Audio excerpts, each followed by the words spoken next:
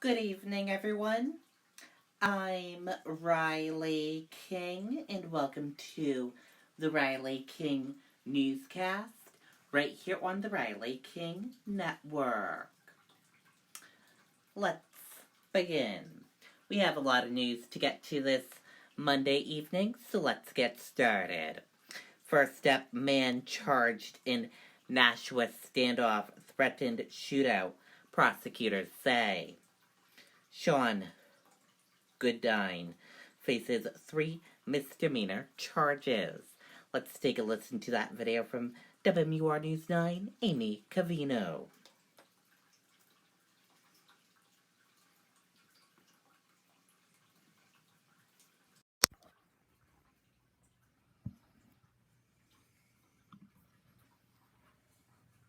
It's often the things you don't see that matter the most. Just like with your roof. It's not just shingles. It's protective underlayers, weatherproofing. It's a deeply connected system. Interesting. Long Roofing. Save 20% when you get a free estimate. Police were called to Chestnut Street Friday afternoon for reports of a domestic disturbance. It escalated quickly when Sean Goodine allegedly refused to comply with an officer. Officers also made contact with another witness who reported having a conversation with Goodine, who told him he had a .40 caliber and a shotgun. Prosecution says a third witness who had contact with Goodine during the standoff told police that Goodine was scared and at times he was crying. After approximately an 11-hour standoff, which included 53 rounds of OCCS gas put into the house, Goodine subsequently exited the apartment and was taken into custody. Goodine told the court the whole thing was blown out of proportion and asked to be released so he could straighten things out and go back to work. I really need to have a money to bail myself out. The only way I can beat this case here is be out on the street so I can get my job back and hire my own attorney. Prosecutors told the court that a firearm was recovered after a lengthy search of the residence. Court documents reveal Goodine served 12 months in federal prison for a firearm incident in Nashua in 2015 involving a sawed-off shotgun.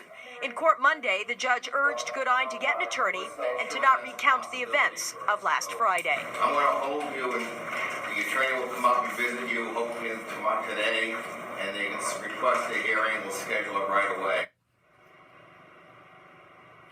Goodine is being held without bail for the moment. As you heard, the judge encouraged him to get an attorney and said he would get him back in for a hearing later in the week. We're live in Nashua this noon. Amy Cavino, WMUR News 9.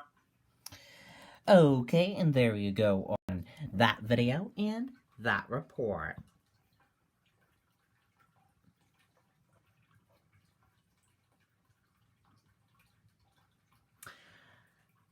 Vice President Pence to travel to New Hampshire November 7th to file on Trump's behalf for first-in-the-nation primary ballot. Vice President Mike Pence will come to New Hampshire on November 7th to file President Donald Trump's name for the 2020 New Hampshire first-in-the-nation primary ballot. WMUR has learned. A Pence campaign spokesperson confirmed the visit to WMUR and also confirmed that Pence will speak at a Politics and Eggs event after making the primary filing for Trump at the Secretary of State's office at the State House. WMUR reported Saturday that Trump campaign would have a special guest in the state to file for Trump on November 7th. That special guest has now been confirmed as the Vice President. The filing will take place in the late morning on November 7th, with the Politics and Eggs appearance following.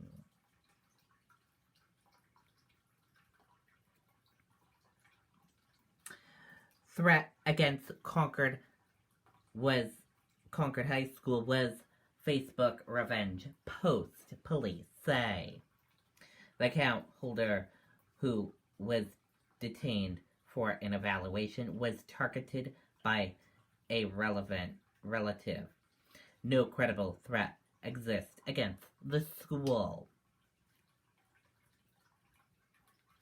A threat on social media against Concord High School has been deemed not credible after a 24-hour investigation into the incident, according to Concord Police.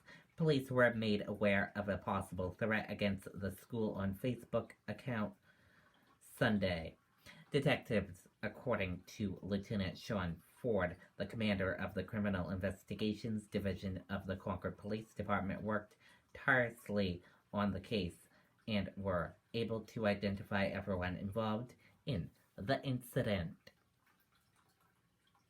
Concord Police made contact with the account holder, and that person was detained while mental health officials conducted an evaluation, Ford said. The investigation revealed that a relative of the account holder gained access to the account holder's Facebook account and posted a message that was easily interpreted as a threatening to school safety. Police have made contact with the suspect and feel confident that no credible threat exists.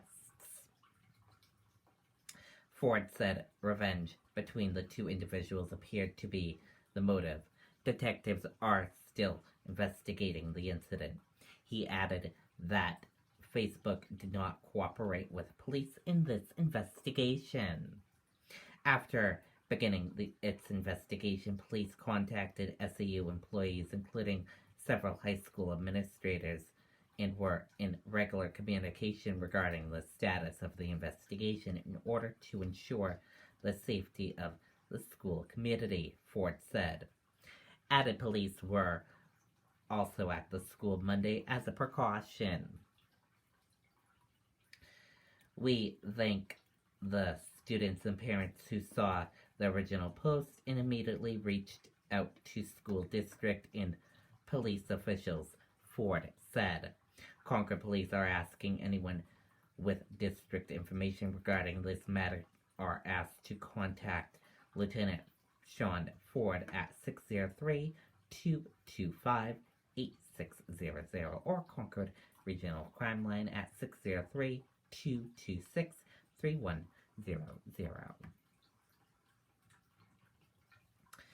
Allowing Principal Sika to work during an internal investigation of his conduct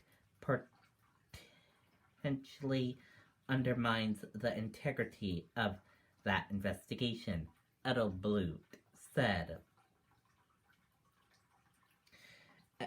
Education Commissioner community members expressed concerns about integrity of Concord Schools investigation.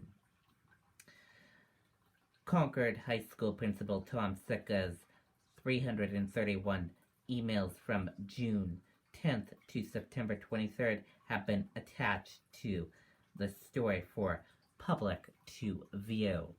And we will share a link to the Riley King Network Facebook page of that story. And now let's take a look at your U.S. stock market and see how your U.S. stock market closed for this Monday evening. And here's a look at that U.S. stock market for all of you for this Monday evening. Your Dow Jones Industrial Average closed in the green and went up. Your Nasdaq closed in the green and went up. S&P 500 closed in the green and went up.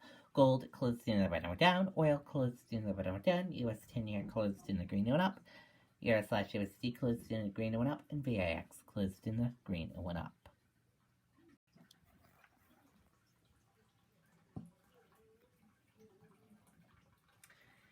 S&P 500 hits fresh all-time high, boosted by strong earnings and U.S.-China trade progress. The S&P 500 hit a record high on Monday as investors cheered strong earnings and progress on U.S.-China trade. Flight attendant sues Southwest over claims of bathroom camera live stream. Let's take a listen to that video from ABC News.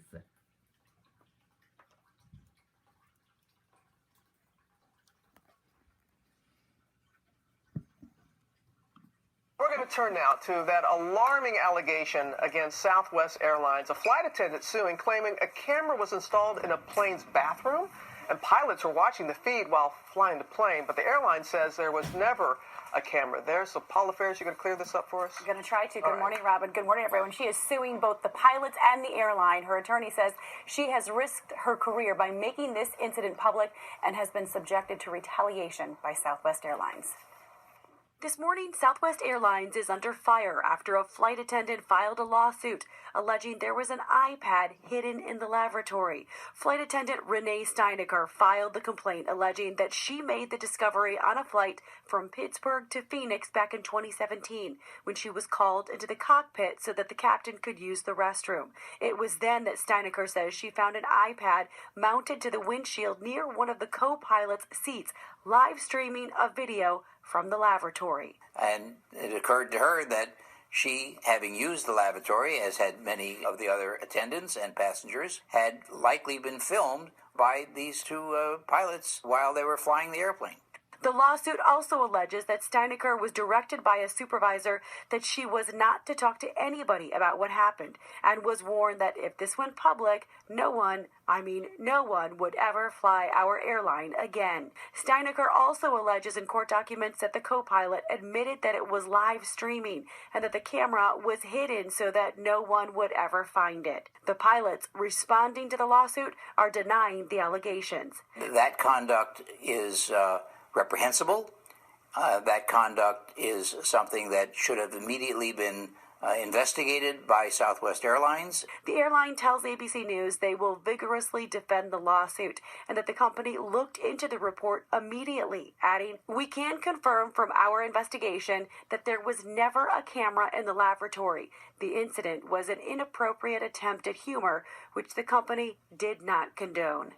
And the airline will not expound on what that inappropriate attempt at humor exactly was. She is seeking at least $50,000 in damages. And according to the lawsuit, she confronted the pilots about the video, and she was told that it was all part of a new top security measure. But she remains at the airline, and the pilots remain at the airline. I hope I kind of sorted that out a little bit, but I'm not sure. But yeah, still, a lot of layers in that story. Very much so. And who dat? Thank you, Pat. Appreciate that.